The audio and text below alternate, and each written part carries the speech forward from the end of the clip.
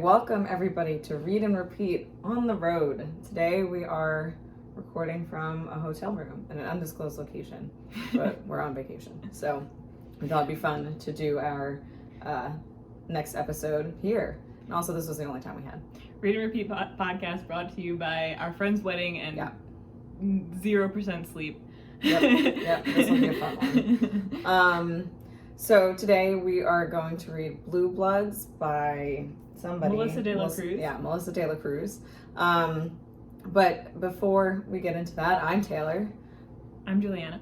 And welcome to Read and Repeat podcast, the podcast where we reread books that we read when we were younger and talk about them now.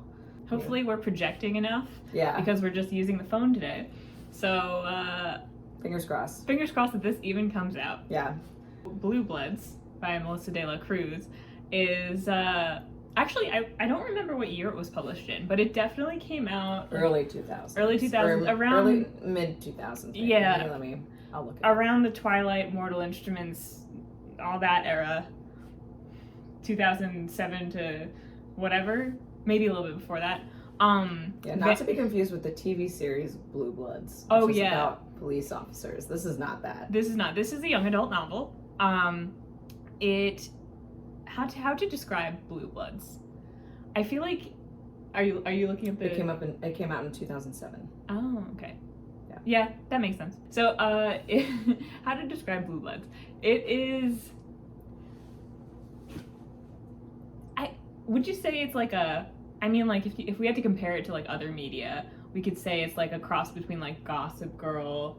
Okay, so it's Vampire Gossip Girl. Vampire Gossip Girl. That's what it is. It's Vampire Gossip Girl. It's Gossip Girl with vampires, but then there's also a little bit more to it. There is more to it. Like there's more. It's a little twist. Yeah. Like in terms of like more supernatural. I mean, obviously it's vampires, but there's supernatural religion. There's like a lot going on. There's a lot going on. So if I could give it's honestly kind of hard to give a synopsis of this book, but if I could try, I would say it's like there's a girl named Skylar who attends a private school in Manhattan for all the upper class wealthy people. If you've seen Gossip Girl, you know what it's about, kind of that whole deal. But of course she's different. She's so different. She's so different. She is not into She all is of not that. like other girls. She's not like other girls. rich people. She's not into all the rich stuff, even though like she lives in a giant mansion that like, oh, it's a little bit older and like broken down, but it's in Manhattan, and also she has a housekeeper, and I don't know. We can talk about that. Yeah. So there's Skylar, and other students at her school, who we learn over the course of the book are part of this secret group of wealthy vampires named called Blue Bloods. They call themselves Blue Bloods. And basically this is Skylar discovering her status as a Blue Blood. Yeah. And because they don't know when they were born. Yes. And amongst all that, there's a murder mystery going on where these supposedly indestructible vampire teenagers are being hunted down and killed by something, but it's also like kind of hush hush by the higher up vampire adult coven. And so I should have said this before, but spoilers, we are going to be talking about details from the book, and we'll get into more specifics even though we just did, so sorry if we ruined it for you. It's a pretty short book, all things considered, so if you want to pause the video and go get it from the library and then read it and then come back, great. It's only like 200 some odd pages. Yeah, but it's also like a very like quick kind of read. A lot of the books I think we read are pretty quick. Yeah, and it's a whole series, so there's like a lot. We're just talking about the first book today. Yeah. But let us know in the comments if you want us to do more. So let's start with our what we remembered from the book before we reread it this time. Yeah, I didn't remember that much of it. I feel like I was a little weird to read when I was younger, but I enjoyed it. I didn't not like it, but it was like a little bit like, oh, okay. But it was such a quick, easy read. I think I did read it a couple times probably, especially when the other books in the series came out. But yeah, I don't have a ton of like memories of the book. I forgot a lot of the book as I was going through it, which was nice because then it made the murder mystery a little bit more interesting. Yeah, how about you? I remember these books pretty well. I think because of it's just like, it's the incest vampires. Yeah. That I remembered. That is what I remember too. That's the main point. We'll get into that. But there's a lot. There's just a lot of like bizarre but compelling elements to the story. And so even though it wasn't like a favorite read of mine, it was like it always stuck with me. And it also stuck with me, I think, because at the time I was also reading The Mortal Instruments, which like some of the elements feel very similar. Yeah. And I think they both start at a nightclub. Yeah, with a girl who doesn't know that she's part of a secret society. Right. And she like accesses her powers unknowingly. Yeah. So there's like, and there's the best friend who's like with her. So who's a dude. Yeah. So I feel like I remembered it for that, and then also I remember, I think, the following books a bit better than I remember the first book. I don't think I ever finished the series because it got pretty long. I definitely didn't finish the series. I think I maybe read 3 of the books. Yeah, I read like 3 or 4. I think I read like a short story compilation a short or story. something. There's we have some of them on Kindle. 1, 2, 3, 4, 5, 6, 7, 8 books. Oh. One of which came out in 2022. Blue Blood's Afterlife. Well, the series stops in 2012, but there's apparently a very recent one. So honestly, I might have to just go ahead and get all the books from the library and finish it and just see what it's like. Just see what happens. Yeah, I gotta know what happens. Well, because it's like kind of bizarre how it culminates. How is it going to culminate into I don't know. A conclusion? Like, because what we're like, it goes beyond vampires, guys. It goes beyond vampires. It really does. But I don't want to like get too far into it. No. But yeah, so I have my notes on my phone. I remembered it being kind of bizarre. I remembered kind of like being uncomfortable and yet compelled. Yeah. By it, kind of similar to The Mortal Instruments, except that Mortal Instruments was more my like, up until very recently, I steadily read every book in that series, and like, I don't care what it was my thing. Yeah. This, not so much. One of my notes is literally, it's giving Gossip Girl. So yeah. It's giving Gossip Girl. Yeah. So like, it's one of those I didn't reread often, but it stuck with me, and so like rereading it this time, there was a lot that I definitely didn't remember, but I was like, okay, yeah, no, this was the vibe. Yeah. This was the vibe. Like, I forgot whole characters. Like, completely forgot whole characters. Wait, which characters did Bliss, completely forgot that we even had any, really? like, perspective from her. I was like, who is this? And then I was like, oh, whoa, we're getting a chapter from her perspective. And it's like, oh, she's actually, like, a main person. Yeah. Dylan, forgot about him. Really? Completely. Yeah, I forgot about that whole part of everything. Yep. I didn't forget about Bliss and Dylan because I think their storylines messed me up the most first because, like, but I also, they don't even conclude in this book, so we can't even get into, like, the parts of it, But it's just stuff I think that was the weirdest thing for me reading it, is that it's so much shorter than I remembered, because I feel like I blended the first and second book into one. I definitely thought that more happened in this, that probably happened in the second If we knew ahead of time and we didn't mind having a really long video, I could have done 2. I would say, like, we could have done 2, yeah. But that's okay. Put it this way. We're gonna do this nice intro. Yeah. Let's start with the first line. The first line, yeah. 102 people arrived on the Mayflower in November of 1620, but less than half lived to see the establishment of the Plymouth colony the next year.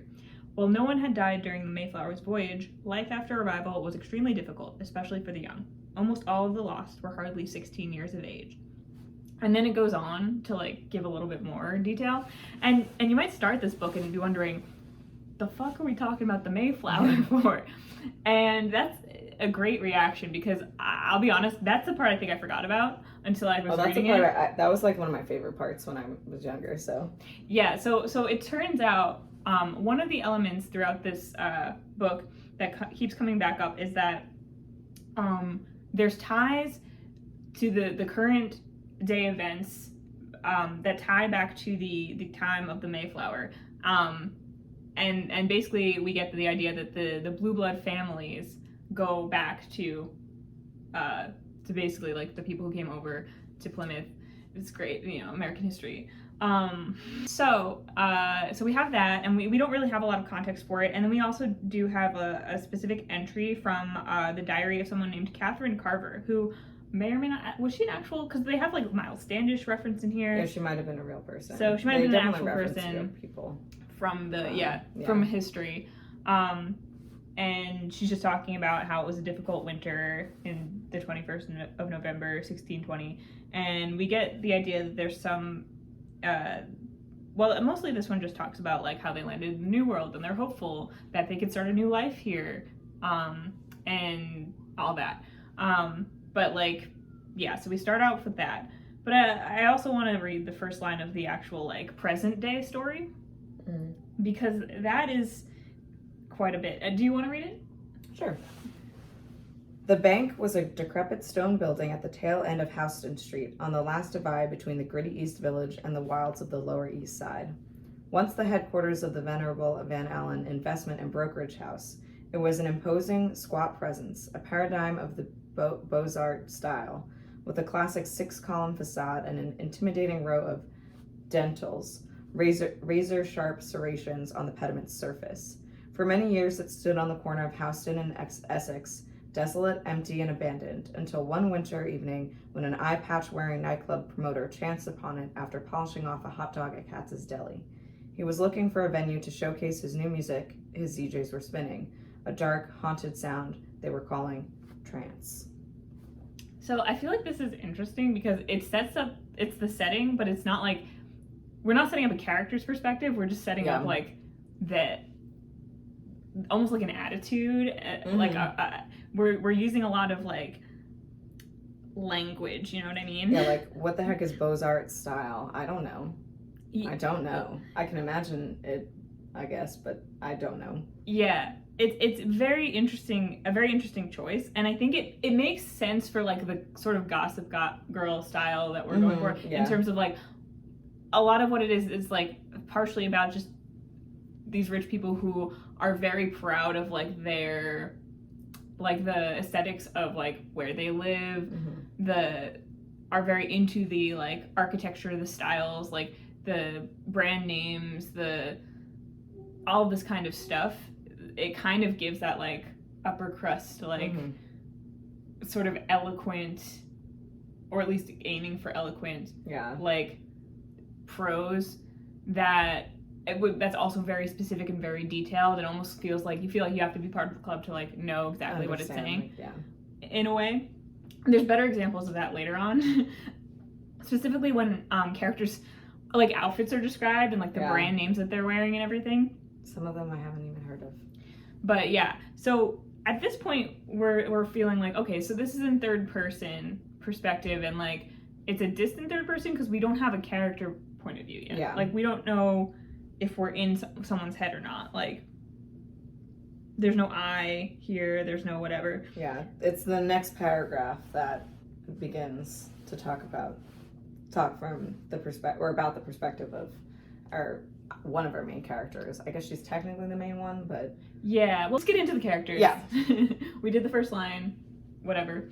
Okay, so we mentioned Skylar, who kind of comes across as like the main character. Yeah. But she's not really. There's 4 or 5 like mainish characters.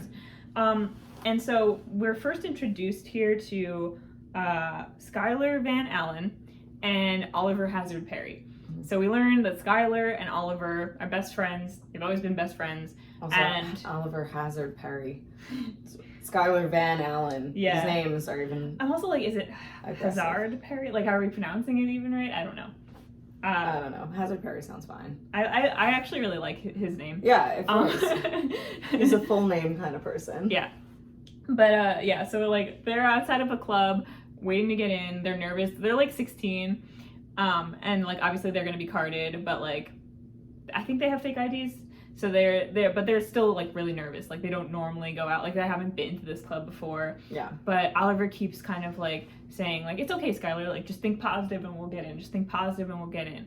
And this is another one of this is like, I mean, on par with like most of the other books we've read. Like, by the way, I just thought of this now because I'm pretty sure like unless they're introduced later on in the books, like there's not really any like diversity in terms of the cast. Yeah. I think they're all white. That's what it feels like. And they're all straight, except for the drag queens who let them into the club. Yeah. There are drag queens. I do have an interesting take on the, or not take, interesting observation, but yeah. Yeah. So the only queer characters we get are the drag queens who let them into the club, and like, I don't think there's any non-white characters. Yeah, and they're all also like very thin and like. Oh my god, they're all. It's really aggressive. It's really aggressive, actually. If you read a lot of like young adult fiction of that time, and you remember like the descriptions of teenagers of being like supernaturally beautiful, and like in this case, like in a lot of cases they are supernatural. Yeah. So it's like that description of them being just like over the top, like gorgeous. Every single person, like, it's like to the point where like Skylar is like described as being like almost like the prettiest of the prettiest, but she's also described as being so incredibly tiny, and I'm like, bullshit that she's gonna be able to get into a club right now. Yeah, like they're also, but just from the description of her clothes, they're always okay. Like these female protagonists, they're always like so pretty, but they don't know it. And like, but they're also so tiny, mm-hmm. teeny tiny, and wayfish, and like delicate, and like they're pretty, but they don't like carry themselves like they are. You know what I mean? Because she like hides behind clothes and like baggy clothes and whatever. But it's also like they're designer clothes, so. That's what I want to read some of the character descriptions. Yeah, go ahead. Okay, so we have Skylar first. Skylar was startlingly pretty, with a sweet, heart-shaped face, a perfectly upturned nose, and soft, milky skin. But there was something almost insubstantial about her beauty. She looked like a Dresden doll in witch's clothing. Kids at the... Is that Duchesne? I said Duquesne, but I have no idea. I don't know how to pronounce the school's name. I'm sorry. Duquesne School thought she dressed like a bag lady. It didn't help that she was painfully shy and kept to herself, because then they just thought she was stuck up, which she wasn't. She was just quiet. She's a little stuck up, though. Yeah. I found a bunch of things about how to pronounce it, but... Is it an actual school? Wait, I think we're pronouncing it totally wrong. Hang on, we're gonna listen to how to pronounce it.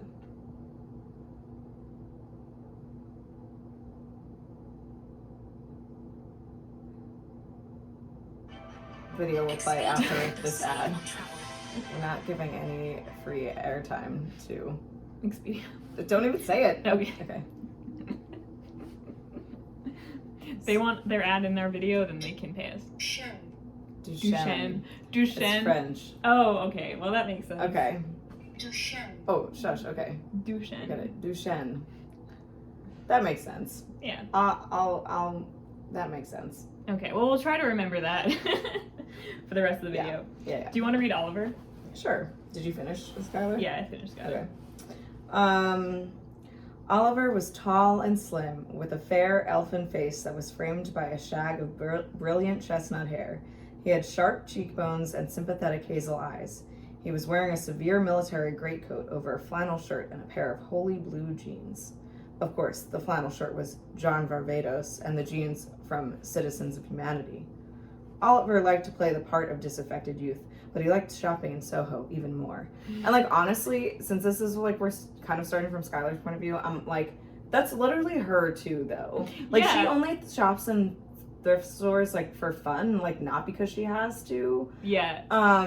And it's just like, it's very, but it's like, it's, I actually like, I think that this, at least at this point in the story, I think later on things start to fall apart a little bit, especially with the prose. But at this point in the story, I think this writing style actually works for like what the author seems to be going for. Sure. Yeah. Like, and no, I have no issues with the writing style of the descriptions. I just think that's funny. It is funny. It is funny. It is like. I think sometimes throughout the story, it's hard to tell whether we're supposed to take Skylar and Oliver like seriously as characters in terms of like they do. It does feel like they play the part of disaffected. They play the part of we're not like the rest of the people who go to our school, but then they're also just they kind of just are, and like it's unclear how much the story acknowledges that versus and it's like in a story where it was just about rich kids and like their comings and goings and doings and whatnot, it like we would probably get more of that. But as you know, there's like a whole supernatural element Right. and like a whole other plot line that takes like precedence. But I do just want to point out, like, Oliver is not one of the vampires, but of course Yeah. he's still got that slim physique, elfish physique, like Yeah, his elfin face. elfin face. Yeah, like great, good, His sharp cheekbones. great. They're all supernaturally pretty. Yeah. And we also have Dylan Ward, who doesn't get that much of a description, but we have Dylan Ward was a new friend, a sad-faced boy. I love those sad-faced boys.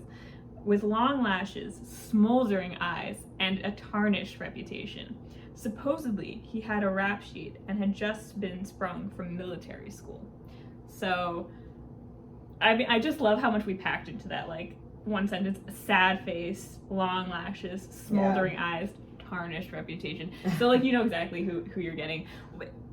I think they could have done more with him. Yeah. But, you know. Honestly, the whole story could have done more with him, considering how much he was, like, part of it. Like, how important he ended up being to the Yeah. plot, yeah. So we have Skylar and Oliver, and then we get the sense that Dylan is kind of like the third wheel to Skylar and Oliver's like lifelong friendship, basically. So right now, like, it feels very much like Gossip Girl, whatnot. And then we start to get a little bit of like the supernatural stuff sprinkled in right away when we meet Jack Force. And all of this happens in the span of like a few pages. Like Oliver and Skylar are like standing outside a club waiting to get in, and like they're not sure if they're gonna get in. And then all of a sudden, like, Skylar sees this boy across the street who looks familiar, and then I don't understand how this works. How she's the only one who sees this. I don't understand how this works. She could swear that she sees him go under the wheels of a car, like of a taxi. Yeah, like throw himself under, like get hit by a car, basically. Yeah, and it's like, the way that it's described, it's like... So, like, you'd think that the supernatural stuff had something to do with, like, other people not being able to see that, but, like, no, it has to do with the fact that he can just survive that.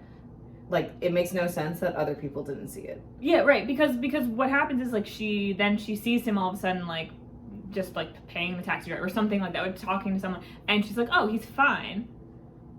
But there's no indication that, like, the person who hit him, like, noticed. Yeah, and, like, the thing is, like, anyone she around. didn't mistake it, because he confirms later in the book that, like, yeah, he did do that just for fun because he can't die. Like, so, but there's no scene, there's no, like, oh my god, someone got it. Yeah. Like, that, it doesn't even make in any New York sense. City, you would notice Yes, that. even in New York City, a taxi driver would care if they ran over somebody. Like, anyway.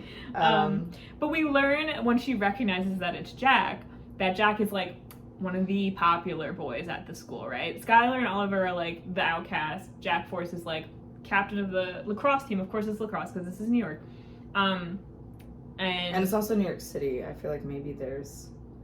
No, I guess you still have to play on a field. I'm like, I don't know where they play, but... And we get the sense immediately that, like, Skylar is definitely attracted to Jack, and, you know, she might be, like, you know... oh, I'm different. I don't care about all that stuff that popular people care about, but she's still like, she does. He's hot though. Yeah. So we meet Jack, and then they have like a brief exchange, and we immediately feel like there's some... He's like also interested in her. Yeah. Which is like weird considering that they go to the same school and they've never spoken before. They've never spoken. They sit next to each other in one of their classes. Yeah. But they've never spoken before, and then all of a sudden on the street, like randomly there's just some chemistry between them, and they're both interested in each other. I don't know. And this is introduced like before we even have any real background on them. Like, this is happening like so fast. So there's not a lot of foundation. And but the more you find out about it, the less it makes sense. That's true. That's true. Okay, so... Do you have a Mimi description? Because I don't think we need to go through the whole... Yeah, let's not go through the whole plot. Yeah. So let's go next to... So Jack Force is actually one half of a pair of twins. His twin sister named Mimi is like the popular girl of... Yeah, so you say Mimi? Because I wasn't sure if it's Mimi or Mimi. Doesn't matter. Mimi. Mimi makes sense. Her name is Madeline, but it's... everyone calls her Mimi, M-I-M-I. I think I'm just gonna go with that. Yeah. I honestly, like, I love her chapters. I actually... Yeah, honestly. Like, she's, like, arguably the worst character, but also that kind of makes her, in this book, the best. Yeah, because Skylar's just so, not like other girls, even though you totally are. And Mimi is just like, I am who I am. I like Bliss's chapters. Because she's, like, too, literally the most down-to-earth. Like, she, like, in the way that she can be, considering how rich her family is, she definitely is the most down-to-earth. And I like her. Yeah. I disagree with her, some of the things she does, but we can talk about none of the characters are like they're all I think the thing that we're hitting on that's like the most frustrating with Skylar is how much the story seems to want to make her into this like something different, something angelic, saintly, like being angelic. We'll talk about that. But whereas like the rest of them get to be like messy kind of people who and it just feels so disingenuous because like Skylar's not. She's not like better than any of them. No. Okay. So we have to talk about Mimi. Here's the description. Actually, I'm gonna read both of these. Yeah. Okay. So right now we're inside a club next to the bank. So just to set the scene. And inside this blessed sanctuary, at the most sought-after table, surrounded by a glittering assortment of underage models, post-pubescent movie stars, and the sons and daughters of bold-faced names, sat the most gorgeous girl in the history of New York City. Madeline Mimi Force, 16 years old and going on 34, with a shot of Botox between the eyes to prove it. Mimi was popularity personified. She had the golden girl good looks and tanned Pilates toned limbs that came with the queen bee position, but she transcended the stereotype while embodying the essence of it. She had a size 22 waist and a size 10 shoe. She ate junk food every day and never gained an ounce. She went to bed with all her makeup on and woke up with a clear, unblemished complexion, just like her conscience. I actually love that. I actually kind of love that. Yeah, but it's also like so classic 2000s where it's like, ooh, the popular girl can eat whatever she wants and stay super thin. But at least this time there's a reason for it, which is like literally she's a supernatural being. So like, okay, but like still annoying. There's something so unapologetic though about the way that Mimi is described and also the way that she carries herself that I feel like you can't help but be like entertained. Oh yeah, definitely. She's fun. But she is very much like she's like she knows it. Also the shot of Botox thing, I'm like, that doesn't make any sense. It doesn't make any sense. She's 16. She's 16. She's a blue blood. They don't need Botox. Yeah, they don't need Botox. So that's one of like the big gripes that I have with like there's some elements like it feels like we might as well just get into it now. So we've got the Gossip Girl kind of setting going on, but then there's the whole vampire thing. And so Mimi, Jack, and other upperclass and upperclassmen, because I think Mimi and Jack are like juniors, Skylar, and Skylar's like sophomore. And there's so the upperclassmen already know if they're blue bloods. They know they found out last year that they're blue bloods, so they know that they're vampires. But you don't know until you hit a certain age. I think 16, and what it turns out to be is that it's not just that they're vampires, but actually they're reincarnations of the angels that joined Lucifer when he got kicked out of heaven. If you are familiar with John Milton's Paradise Lost, John Milton wrote basically the story of the angels falling from heaven, where basically like Lucifer and like Michael, I believe, are like two of the main ones who are at odds, and like God cast Lucifer and like all the betrayers who fought on his side out of heaven, and then some angels also follow Lucifer, by choice, to fall with their brethren out of love for them, but not out of like respect for their betrayal, basically. I think. Seems like they're bad for following, but like they didn't do anything bad. So basically in this universe we are to understand that Paradise Lost is that. Paradise Lost is canon. It's canon. And these are the vampires, angels. Like their punishment is basically that they have to be reincarnated year after year, or not cycle after cycle, until they like ascend back up into yeah. heaven, and so like they have to like, it's unclear how they do this. Yeah, maybe you learn later on in this. I don't remember. Yeah, I don't know exactly getting to that point. Yeah, but like basically like their goal is to get to the point where they'll be welcomed back by God. Yeah, the John Milton's God canon in this universe. And there's 400 of them, right? There's around 400. I think so. There's roughly 400 of them, because as we'll learn, some of them have been killed. Yes. Even though they can't be killed.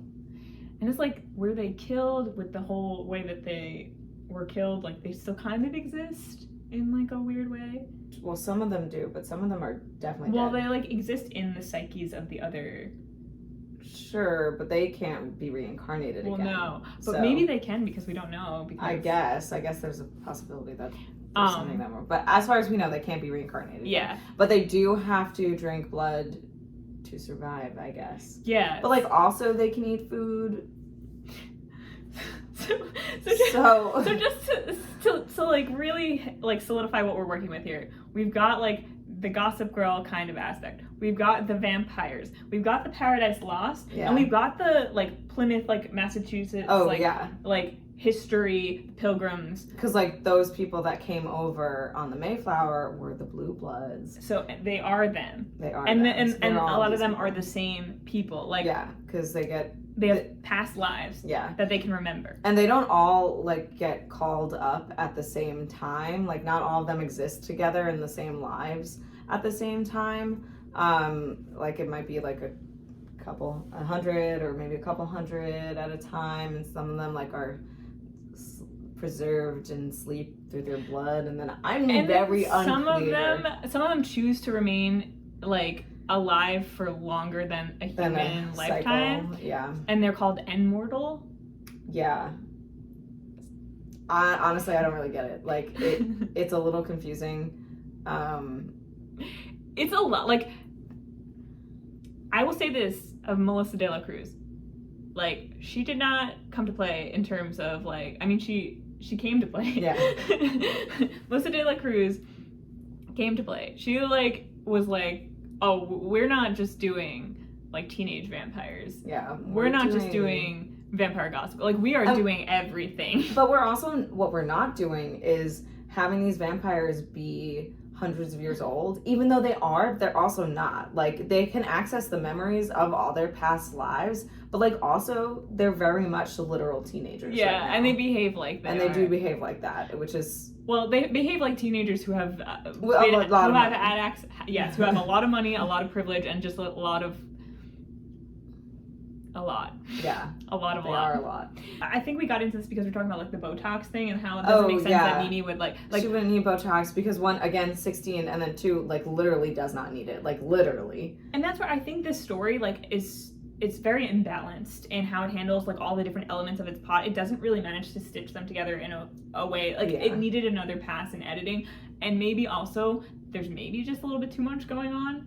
Like maybe we could have whittled down the concepts, I think, but I don't think everything had to happen as fast as it did. Although I will say the pacing of the story is not bad, all things considered. I did find that like in terms of revealing it got up until a certain point, but like in terms of revealing like the secret and like the mystery and like who everybody was, like I think she did a good job in terms of like you're getting a little bit. It's not like you're going for chapters without any kind of progress and clues. Like you're getting a little bit. And then like you find out who they are, and then there's the mystery to solve. And then I think things start to unravel around the mystery part. Like, but I really enjoyed the process of like getting the little morsels about like, who are they? What are they? Like, what is their thing? And then eventually it is revealed and it's like, oh, great. Love this payoff. I was getting there. And then it's like, oh, good mystery. Oh, what is going on?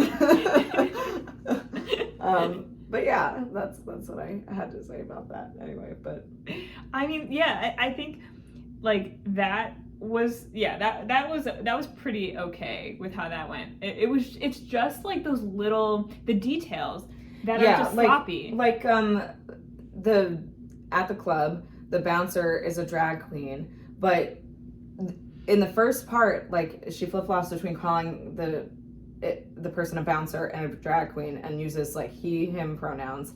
But then like later on in the book, they go back to the club and the drag queen's only referred to as a drag queen and uses she, her pronouns. So like it's just a little like, you know, it's not it's messy, consistent. Yeah. And the Botox thing, it's like at once we're meant to understand that the blue bloods are like literally like, in the next paragraph supernaturally it says, beautiful. They don't age. They don't. She doesn't need like, to do anything. Or they do age, but they don't like they age gracefully. Yeah. They're like they don't need to do anything really with their appearances. They're just perfect.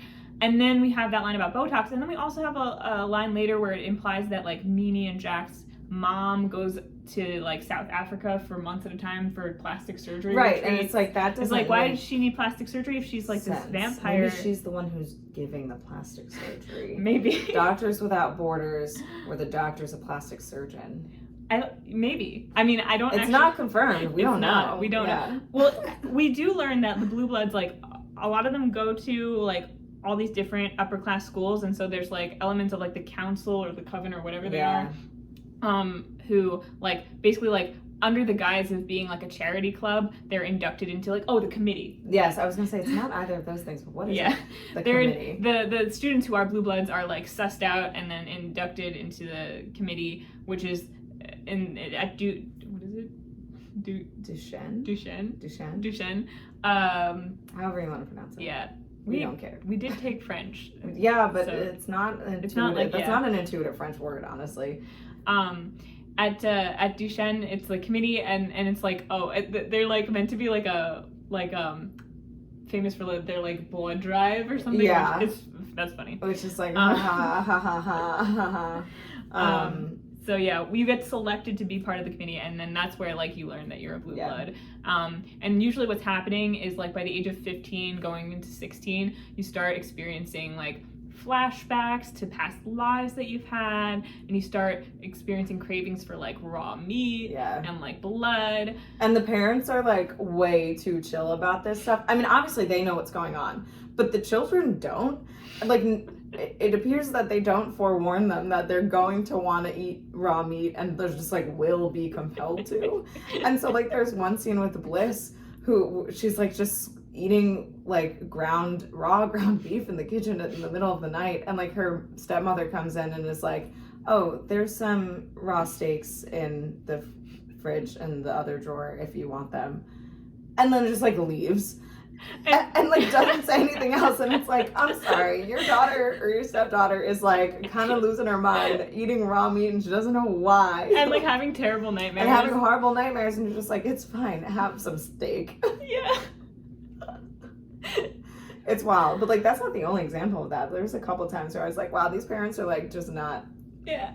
And I think like in Skylar's case, like they all get like these like blue veins that show up on their arms.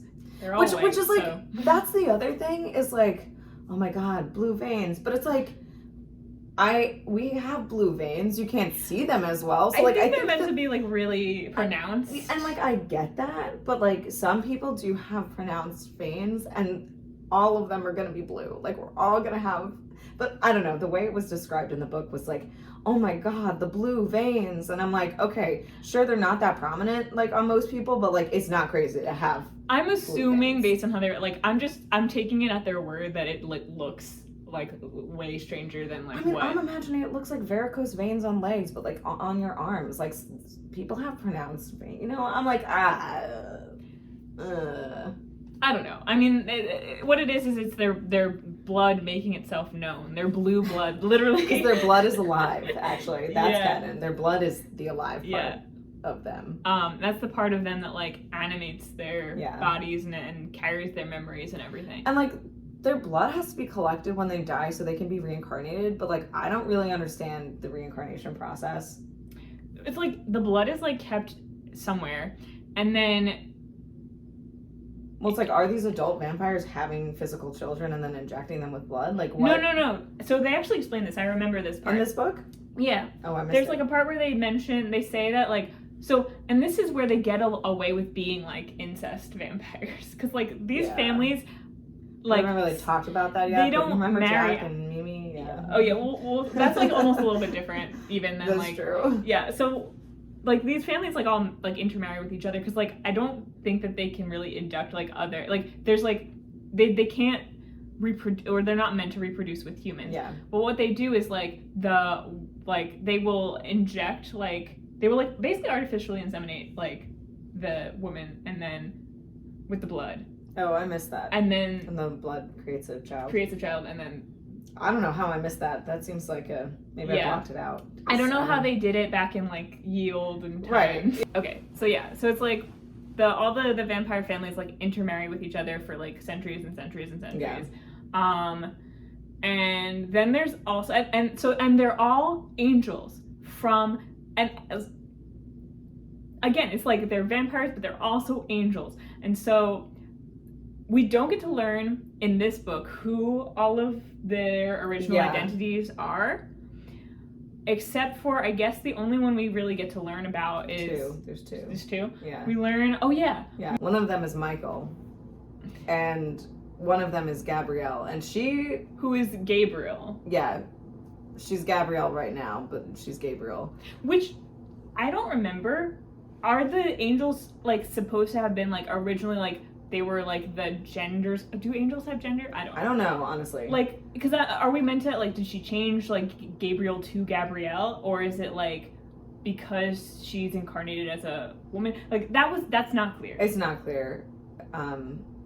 It's not. It's not. I have no answer for you. Maybe we. I mean, there's great, fascinating possibilities that you can explore with that, and great implications. I mean, I think for my part, since I don't remember if this is ever explained in the series, how I choose to view it is like they were their original identities, whatever they were as angels, Michael, Gabriel, whatever, and then now as humans they sometimes incarnate in different genders. I don't actually think that's what it is.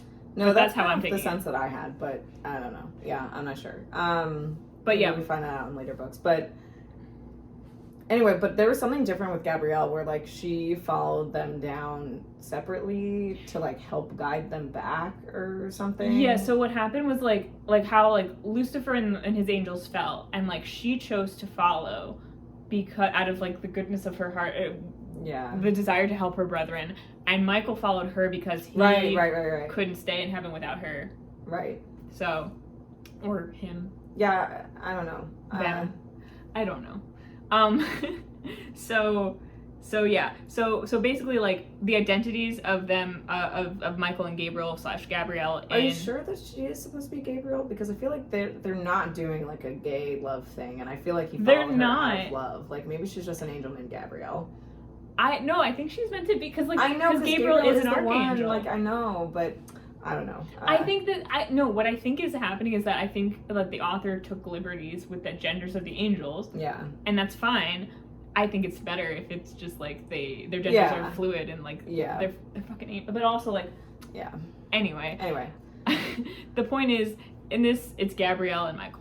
And they're the ones who are supposed to like be possibly guiding the angels back to heaven maybe. Yeah. And so that's why the guy whoever Michael's reincarnated as is always in charge. So he was Miles Standish back when they landed at Plymouth Rock, and now he's Charles Force, the father of Jack and Mimi Force. Yeah. And Gabrielle is Allegra.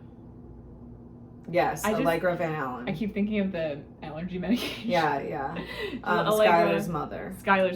Oh my god, yeah. So it's like Skylar's.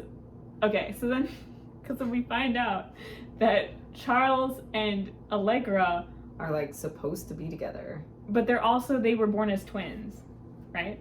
Yeah, they were born as twins. Too? Yeah, I think so. Oh, okay. Because I remember maybe we didn't learn that in this book, but we already learned about. Yeah, I don't know if we learned that in this. book. So there's a whole thing with this is a mess, but guys. Stick with us for a second. So we also learned that there's this thing. So like Jack and Skylar clearly have like this like little like romantic tension happening between them throughout the book.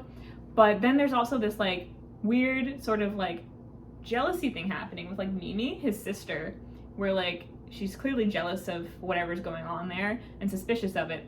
And eventually we learn that these angels like some of them are like kind of like sacred pairs, I guess. Yeah. Who are always like if they're Always. reincarnated together, they're always together.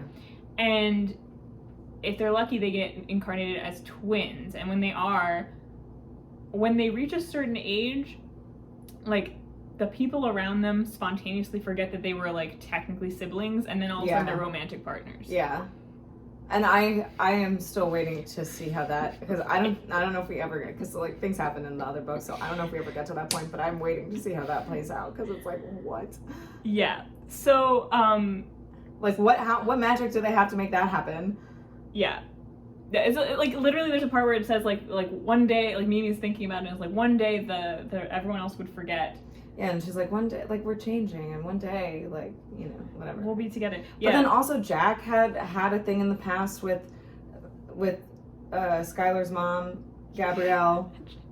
In past lives. And past lives, but like also his father, Charles, is also supposed to maybe be with her. Yeah. But she decides that she doesn't want to be with any of them, and apparently hooks up with a human guy and has Skylar. So like Skylar's a vampire, but like has no memories because she's not reincarnated. She's just like this new being. Like, let's just connect these dots really. So what's happening one here of those boards. is that it's always sunny boards.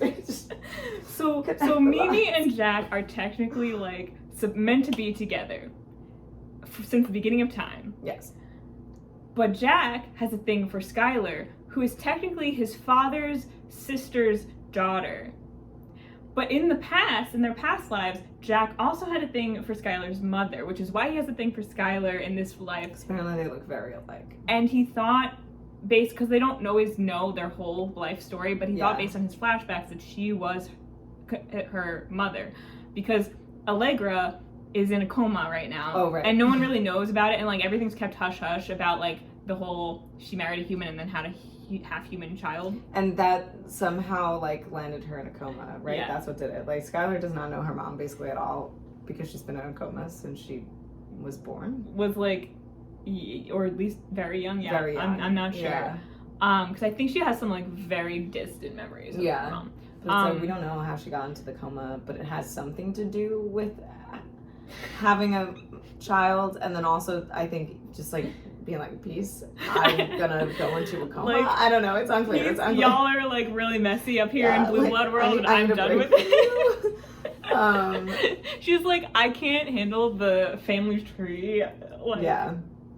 And like that's the thing is like I've got Jack after me, I've got Charles after me. Jack, like I mean Jack was like a literal child. But I know what he's gonna grow into. Yeah, it's like it's so messy, and the best thing is like it's like the story is just like, well, yeah, but like also like it's like the story is kind of like, yeah, it's messy, but also it's like, well, technically they're all individual like angels who are not like, it's not like they're all mating to create each other. They're like, right, like I don't know. It's being just, like it's so there's so much. It's a lot. It's a lot.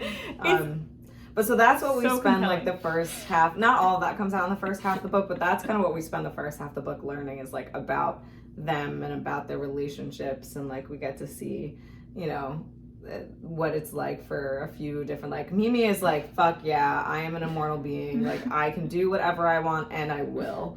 And then so like Bliss is like a part of her friend group, and so Bliss is kind of like, she's just learning, like Bliss is just learning that she at is the same time as Skylar. Yeah.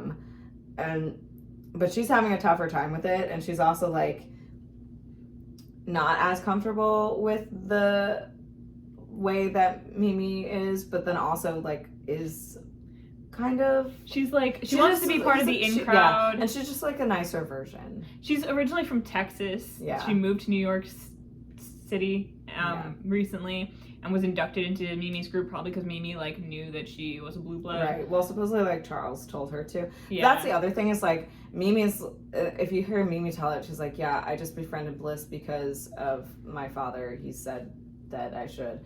But the way that like you hear the genesis of their like friendship, I don't know, it doesn't really feel that way. Yeah, it's like it's inconsistent. The character relationships are inconsistent. Well, that's fine. It's whatever. Yeah.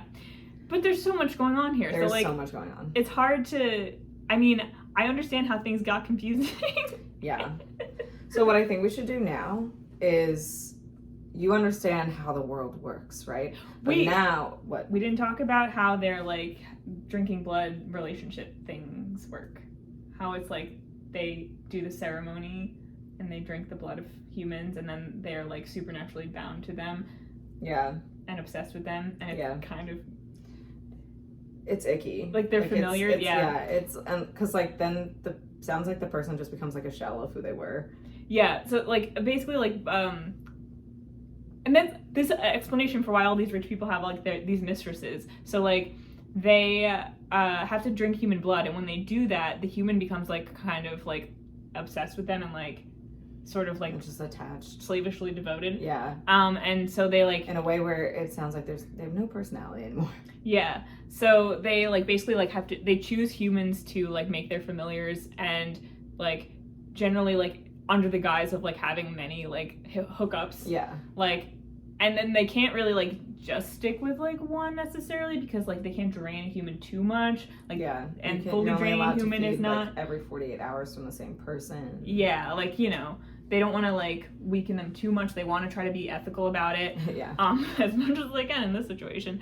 So like So a lot Mimi of does this like all the time. She just Yeah. like just taking human familiars whenever the fuck she left wants. and right and center.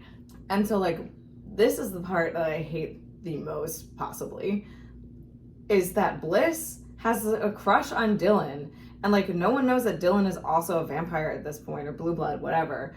And so she's like, I'm gonna make him my human familiar. I'm gonna bite him. And I'm like, I don't understand you. You have a crush on this guy. Why do you want that from him? Like, he's not gonna, she might not realize he's not gonna be the same. I think we know that from like seeing Mimi with her familiars like in the book. But it's also like, why do you want him to be slavishly devoted to you? Like, you're also 16 and he's just this guy that you barely met. Like, I don't know. I was like, Bliss, you are not thinking this through. Well, yeah, it totally came, to me, it came from definitely a place of just like complete like naivete of like learning, oh, this is a thing we're supposed to do. We're supposed to create these bonds with humans because, and she has her blood cravings and things like that. Yeah. So she needs to like satiate that. So she's like, oh, well, like, this is just how it works. So I'll just do that with this boy that I like, because at least I like him and whatnot, without considering like what that actually means. No, like she's got no idea, and she's just like, yeah, I'm just gonna. She literally found out she was a vampire like the week before. Like it was just like, oh, you know what? I'll do that on him. It really, to me, like it reads as like just like immaturity, you know, just like Yes. Unawareness. Yes, but like extreme unawareness. Like I don't know. It's just too much. Like she hasn't even like come to terms with what she is, or I guess maybe she has, but it's very quick. Anyway, good thing she didn't suck his blood, get the chance to, because he is not a human, and sucking blue blood is bad. So now we've set the stage for you all, what these characters are, and somewhat describe their relationships and whatever. We tried. We also mentioned that there's a murder mystery in this book, which is like pretty much the second half of this book. So we'll focus on that for the second half of this video. And basically one of the things that we're starting to learn through these like flashbacks to like the diary entries and, you know, from the Mayflower people is like, there's something hunting the Blue Bloods. And that's why they had to leave England, because something was hunting them. And then they get to the New World and it seems like, uh-oh, like, the thing that is hunting them might have actually come across, and like blue bloods aren't supposed to die, but they are dying. And so this is where the author like wraps in the mystery of like Roanoke, Virginia, and what happened, The Lost Colony, and you know where someone carved like Croatan on the tree, and like that's a real thing that happened. Like there was a settlement there, and all of a sudden they disappeared, and the only thing that was left is someone wrote Croatan on the tree. And like that, I find that fascinating and horrifying, and I'm like, what happened to them? And so this is like, you know, the author's trying to explain through this story what happened to them, which is basically the thing that was hunting the Blue Bloods in England in the old world followed them to the US and was hunting them there. And so this is where I'm also like, well, if there was a thing that was so powerful and they couldn't figure out what was going on, like it doesn't make sense that they just survived. but apparently this thing decided to go dormant for a few hundred years. Which yeah, that doesn't make maybe sense to there's me a at all, reason but- for it. We don't learn. Yeah, that's true. We don't about learn it. We don't. If there's a reason for it, we don't learn about it in this book. Yeah. And actually, what we do learn is that the thing that hunts other blue bloods is other blue bloods. Yeah. But once you drink the blood of a blue blood, if you are a blue blood, you become a silver blood. Yeah. And I think actually, like, maybe some of the because it's like some of the original angels who fell with Lucifer, like Lucifer decided to further turn on his brethren and like start drinking their blood, and so that's how like the silver bloods became established. And so Go ahead. so it's like this kind of thing where like they keep it hush hush. Charles Force especially keeps it hush hush because he doesn't want to like freak out the whole society, we assume. Yeah. But like basically what it is like the blue bloods, the silver bloods have the ability to drink blue blood and drain them completely, and once they're drained completely, then they can't be reincarnated. Yeah. And then also the silver blood like inherits all of these memories from this other blue blood that they didn't have before, and so then they start to basically go crazy because they have all this in their head, and it also makes them more powerful, I think, but harder to control. Yeah. And they can change the way their face looks. They can like shapeshift basically, which is an interesting addition. I don't think that that's necessarily something blue bloods can do, although I think they do have other powers. Like Skylar can use compulsion. Like Yeah. I think I think Skylar maybe can more than other people. Yeah, but in theory they can like compel at least the weak-minded mortals around them with their thoughts. Yeah, sometimes they can be like have telepathic communication. Yeah. They can't die in traditional ways. So with that, now it seems that the Silver Bloods are back because one of like their classmates at Duchenne, at Duchenne, it turns out murdered. Like she's just drained of her blood, and at first, like the people who know that, like Mimi and Jack, they know that she was one in Mimi's group. Like they know that she's a vampire, so like they're like, oh, she just cycled early. Like she's not dead. Like who really cares? Like I don't really, I'm not. She pretends to be sad because she wants the attention, but like no one's sad because she's gonna come back. It's fine. But like no, as it turns out, what the committee is hiding is she is dead. She's been drained. Like she's not coming back. And so then it starts this whole cycle of like Skylar is finding out about this stuff, and like Jack is also looking into this, and they're kind of both suspicious of things, and they start sharing little tidbits with each other. And then Skylar tells Oliver about her being a blue blood because he's not a blue blood, but as it turns out he already knows that she's a blue blood because he's part of some fancy family that is like a mortal family that's been paired with hers forever, and he already knew that she was going to be a blue blood, and he's like basically meant to like take care of her and like be her, which is like sidekick. Honestly so weird. And like they also like he's a conduit is what they call it. Yeah. And like they are also responsible for like the bookkeeping of like the blue bloods history. So like he's just like this librarian ex machina who is like, oh yeah, I know about all this stuff, and I can get you access to all this historical information about the blue bloods that like she wouldn't even have because she doesn't have the memories. Great, super convenient.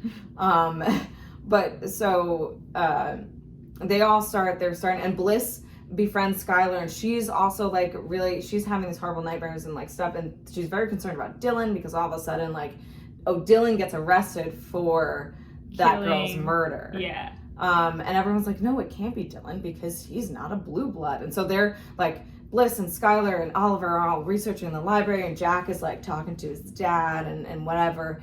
And, they're all finding out stuff separately, but like Jack is like kind of working with them until he's not.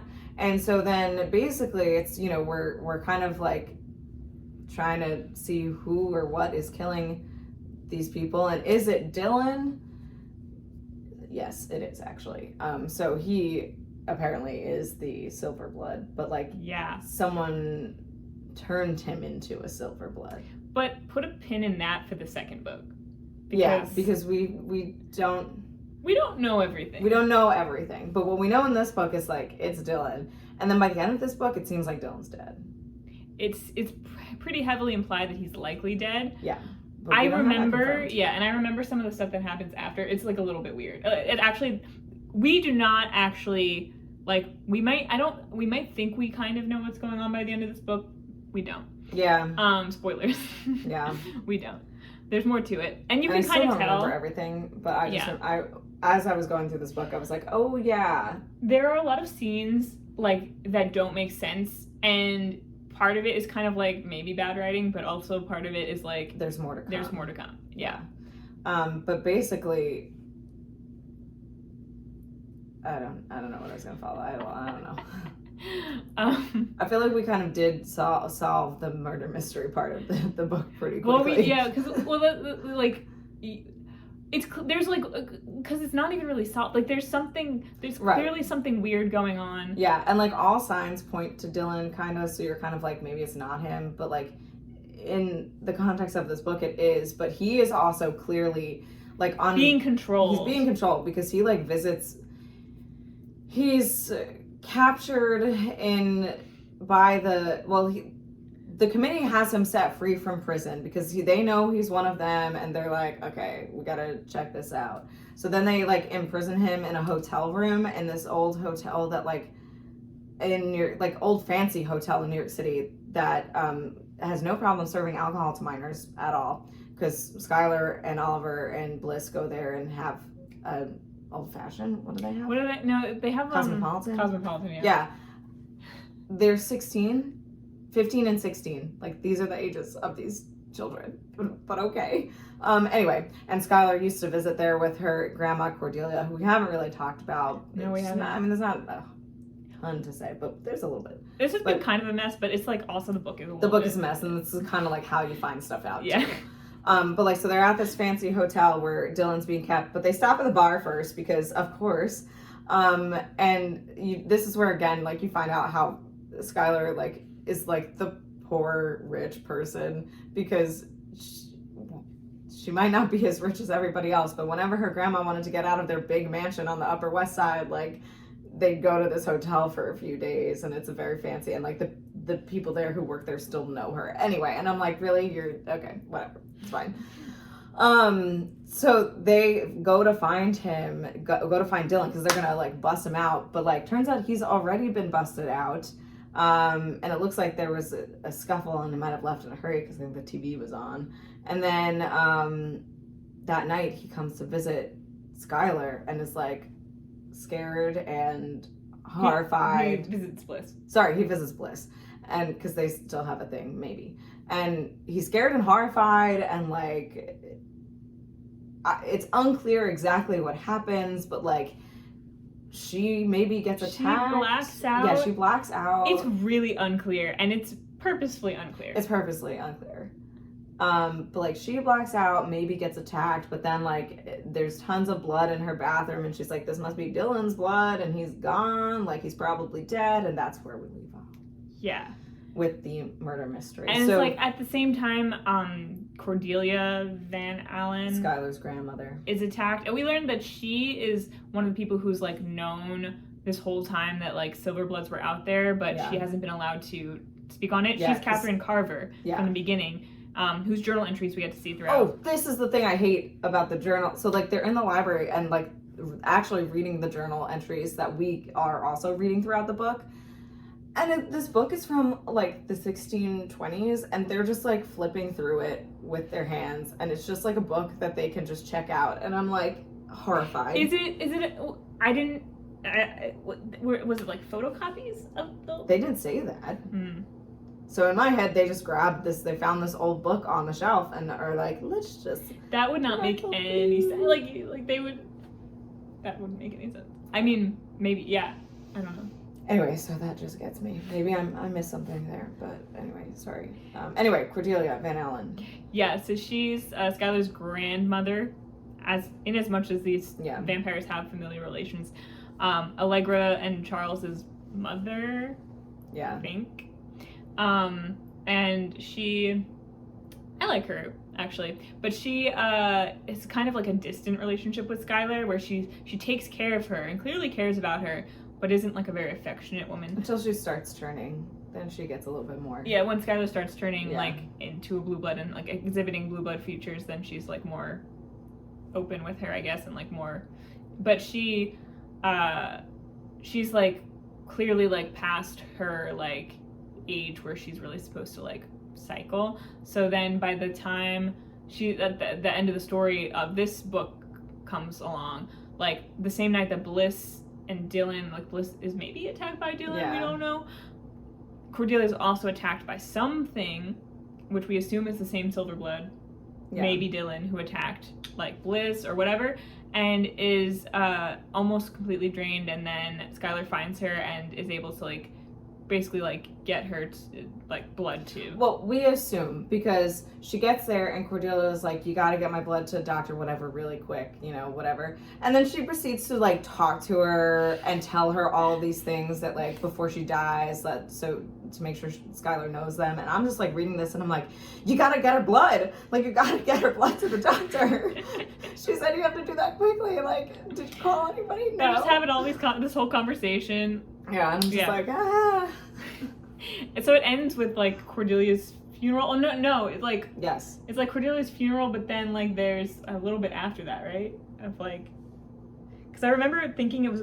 I thought it ended like twice before it actually ended. Maybe I missed something. My laptop is it's off.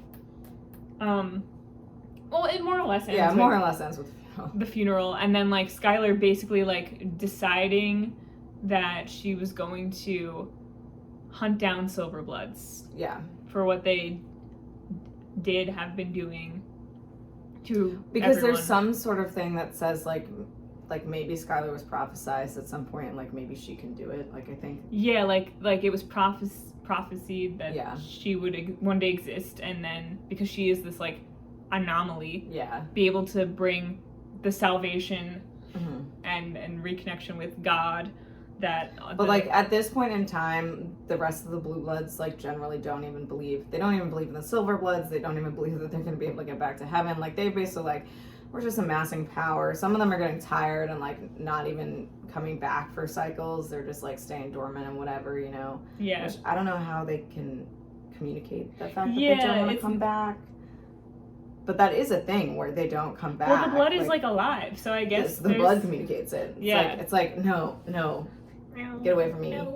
And then the other thing that I don't really get with this book is like every one of the committee vampires knows that Skylar is this anomaly. She's not like she's not treated very differently at all. Like you would think that they would be like they don't know that she's gonna even exhibit these powers and characteristics. Like they have no idea. Like you'd think that she'd be watched more. There would be more emphasis on like them being like curious about like at least if not outright hostile in terms of like we don't know what she is and she shouldn't exist.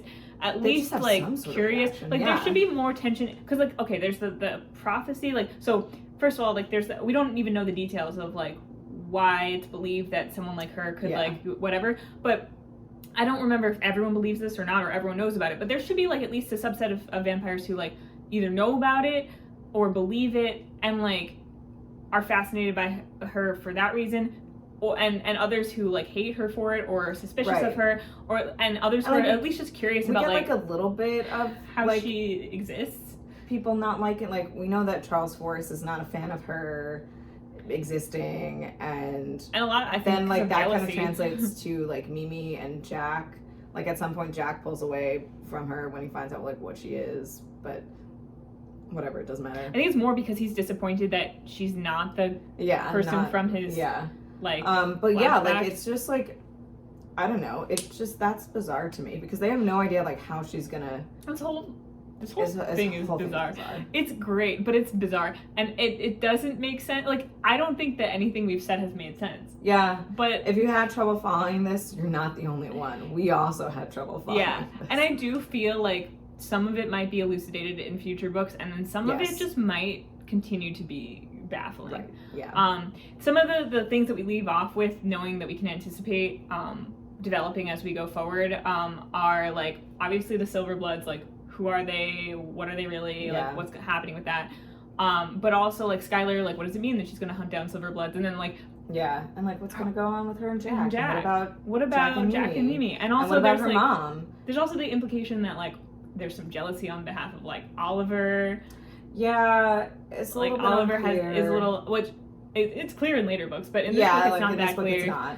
In this book it's kind of like, oh, it's nice that there's not a love triangle yet between the best friend and there's like implied jealousy, but you could read it as just a friend being jealous about like their friend having a new relationship or like interest and then kind of abandoning them. Yeah. Which happens at a few points. Where Skylar like goes off with Jack and then Oliver's like, what the fuck? But like there's definitely intrigue there that and Bliss, like whatever's going on with her and her, like, because she's had like I think we mentioned nightmares and intense, and she had like that one feeling like when she was walking up to like Charles Force and there was like a voice in her head being like, murderer, murderer, like get away. That was in this book? Yeah. Oh. And like I feel like that maybe it's just because I've read it and we already know what happens, but that kind of clues you in on like something up with it. Like it's not just she's not just like a normal person, maybe. Yeah. So if you're intrigued, you should read this book and then read the other ones. I don't know. Do you have anything else you want to say, or should we start wrapping it up? I don't know. It's the kind of book where I feel like if you wanted to, you could get really nitty gritty with like analysis in terms of how like she brings in like the history and the like literature, like Paradise Lost. But there'd be a whole lot of like research we'd have to do that. Yeah. I'm actually very interested in like checking out some of that stuff just for my own interest. But like aside from really just like talking about some of the really more bizarre aspects of the plot, I don't have a lot to add. Yeah, I don't think so either. It's a whirlwind. Mm-hmm. It's a whirlwind for sure. I do think I might just on my own start reading the rest of the series because now I'm curious. Yeah, I remember like I think a lot of my opinions that I remember having like come from future books, so it was hard for me to talk about it in this. Yeah. But I also still have a loose grasp on.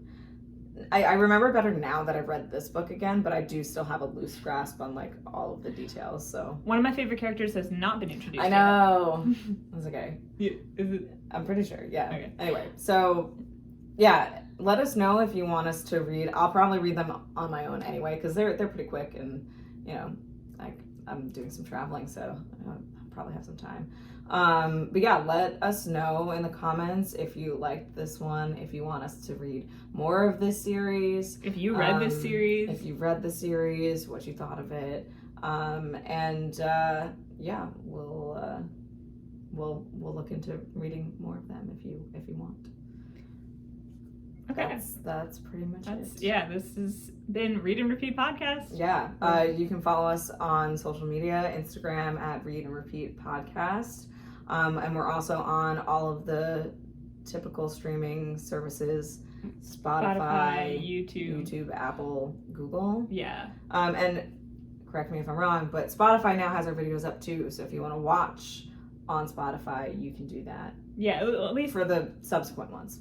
Tuck Everlasting forward. I mean, unless something happens with this one, we'll probably put the video up for this one too. It's just easier.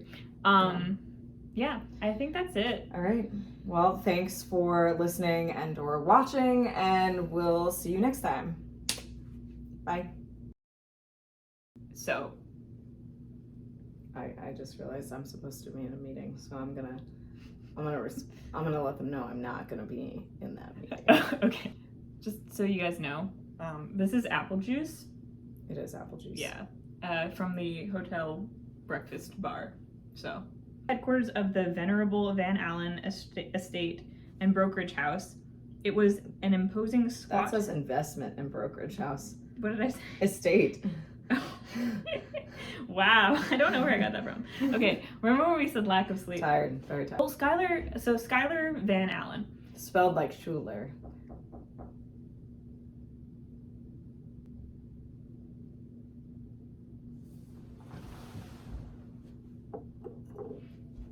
Probably like what?